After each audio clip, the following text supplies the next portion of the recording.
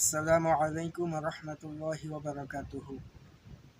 নাহমাদুহু হামদান কাসীরা ওয়া নাশহাদু সাইয়্যিদান নাবিয়্যা ওয়া রাসূলা আম্মা বা'দ। দূরে কিংবা কাছে, দেশে কিংবা প্রবাসে, যে যেখান থেকে আজ আমাদের এই ভিডিওটি দেখছেন, সবাইকে জানাচ্ছি অনেক অনেক শুভেচ্ছা ও অভিনন্দন। সুপ্রিয় দর্শক শ্রোতা, আজ আমি আপনাদের খেদমতে এমন একটি বিষয় নিয়ে উপস্থিত হয়েছি যে বিষয়টি সম্পর্কে আমাদের সবার জানা একান্ত প্রয়োজন। সে বিষয়টি হচ্ছে জুমার দিনের বৈশিষ্ট্য এবং ফজিলত। এ সম্পর্কে যদি আমরা হাদিস পাকের দিকে দৃষ্টিপাত করি, আমরা দেখতে পাই সুনান ইবনে মাজাহ শরীফের হাদিসের মধ্যে আসছে যে জুমার দিনের 5টি বৈশিষ্ট্য রয়েছে।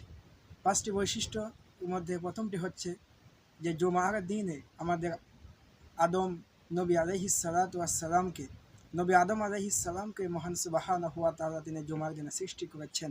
এবং দ্বিতীয়টা হচ্ছে যে নবী আদম আলাইহিস সালামকে তিনি দুনিয়াতে এই জুমার দিনে পাঠিয়েছেন।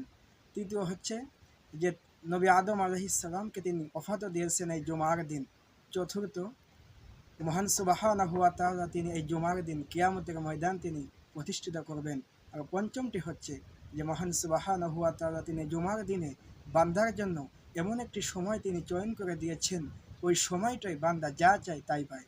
সম্মানিত উপস্থিতি, এছাড়াও হাদিসের মধ্যে অনেক জুমার দিনের বৈশিষ্ট্য রয়েছে এবং জুমার দিনের ফজিলত সম্পর্কে মেশকাত শরীফের মধ্যে আসছে যে যদি কোনো ব্যক্তি জুমার দিনে মারা যায়, ইন্তেকাল করে, মহান সুবহানাহু ওয়া তাআলা ওই জুমার দিনে ওই ব্যক্তিকে মারা যাওয়ার কারণে মহান সুবহানাহু ওয়া তাআলা তিনি ওই ব্যক্তিকে কিয়ামতের দিন বিনা হিসেবে জান্নাত দান করবেন।